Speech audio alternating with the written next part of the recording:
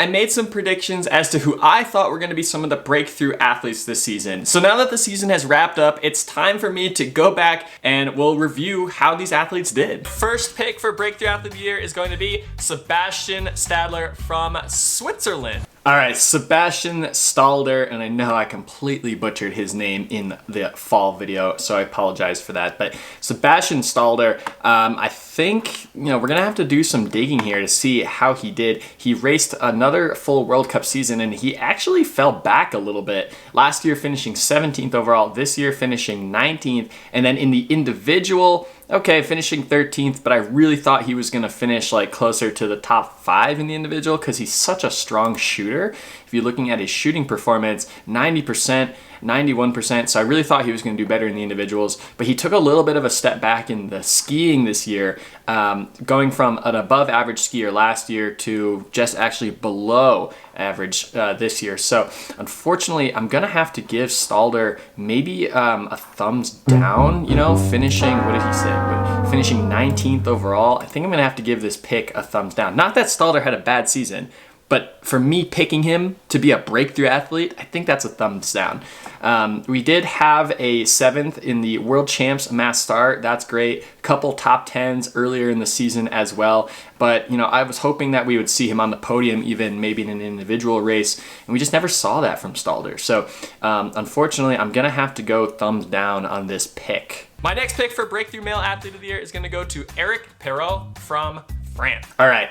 Eric Perrot, this is what you want to see. Look at this red line. Race rank just keeps going up and up and up, including his first victory of his career in Soldier Hollow, which was super cool and super exciting. I love this little graph right here. This kind of shows you, where your weak points are. You can see back in 2021, 22, his shooting time was really bad, but his hit rate was still pretty good. So over the years, he improved everything, including his shooting time by a little bit. And this year, just all the way around, everything was better, including his shooting, 84%, really consistent. That's really impressive for standing and prone too. And then big step up in ski speed this year, which really helps, when you're trying to win more consistently. So good performances, or good, just overall performance improvement year over year. How did his race results improve?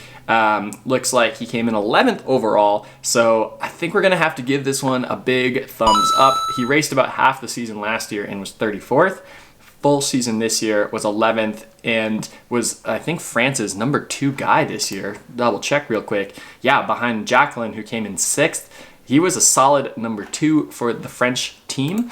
And then look at this. We got 2 relay medals from the World Championships. And look at all these top 10s too. I didn't even realize how well he did in the top 10, or how much he did in the top 10 at World Champs. So yeah, overall, big thumbs up. Eric Perrot, totally saw it coming. My next pick for Breakthrough Male Athlete of the Year goes to Jakub Stvrtecky from Czech Republic. Jakub Stvrtecky. I think that was about the closest I could get. No, Stvrtecky, wow, this is going to be a thumbs down, I'm telling you already. Went down in shooting. He was already not the best shooter, and then just lost a couple more percent on that. Big step down in ski speed this year. Just not a great performance for him. He went backwards in the overall standings and didn't even race the full season. I thought maybe if we could get a full season out of him, racing about 19 to 20 of the races, we would see him maybe crack the top 15. But yeah, just not with that performance this year. And then, yeah, nothing to write home about at the World Championships. So, unfortunately, I think this is just a thumbs down of a pick. I don't know what I was thinking. All right, now my next pick is not an up-and-coming youngster who's going to break onto the scene. It's actually Jeremy Finello from Switzerland. Eesh. Again, I don't know what I was thinking. I thought maybe Jeremy Finello. I mean, look at this ski speed last year, really fast skiing, but just, having trouble on the shooting range, and just got worse. Just worse shooting this year, worse skiing.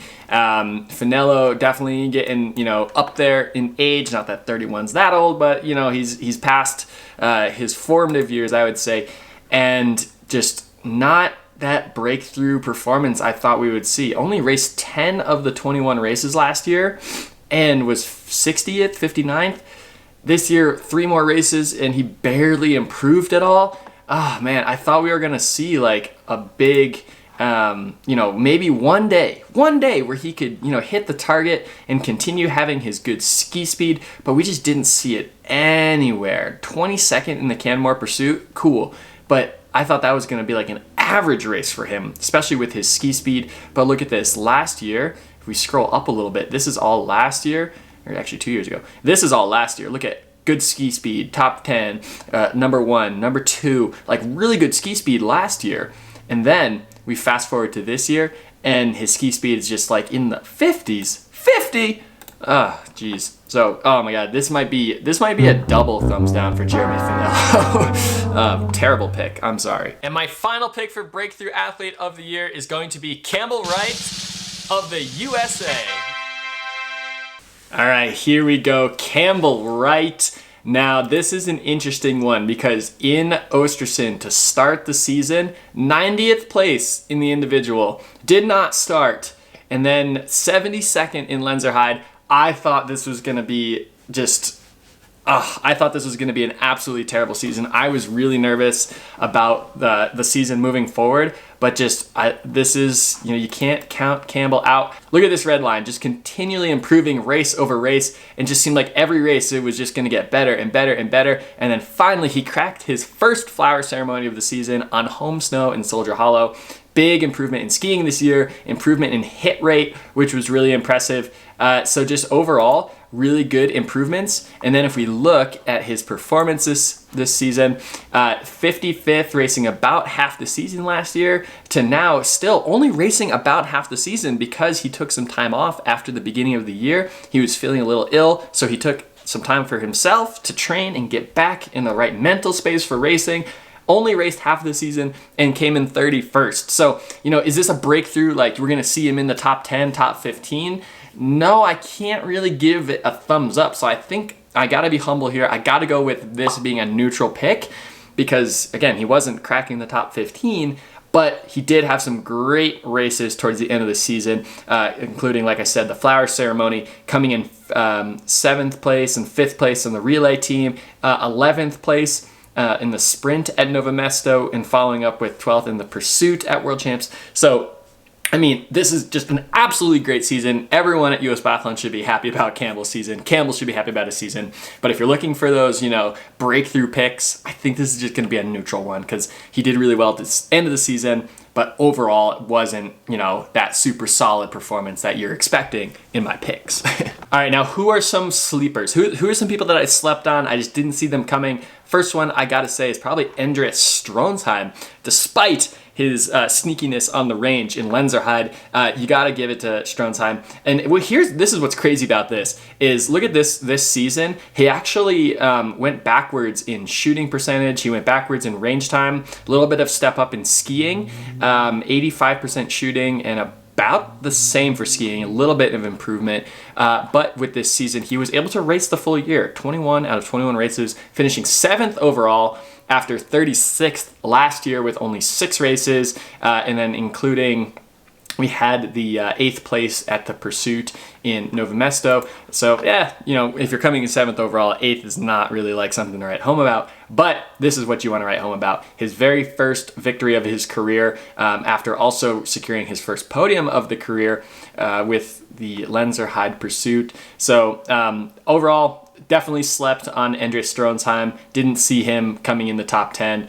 But this is what's so hard about Team Norway, right? It could have been Boten, it could have been Sorum. It's just whoever had really the opportunity to race all season. And Stronsheim was just lucky that he was able to really beat out his teammates and secure every start spot. And then the final one that I slept on was Justus Strello from Germany. Let's take a look at this. After racing the full season last year, coming in 21st, actually now that I'm looking at this, I didn't even realize that he came in 21st last year. Freaking awesome.